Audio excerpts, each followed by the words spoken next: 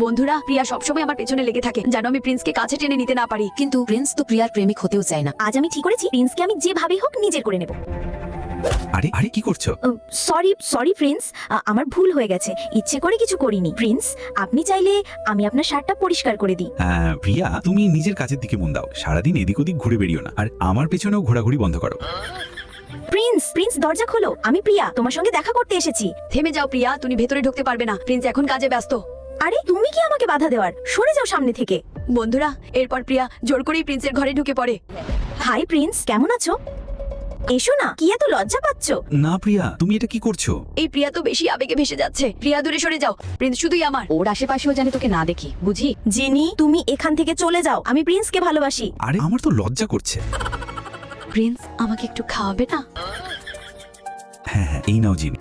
এভাবেই না, তুমি আমাকে একটু চুমু দাও।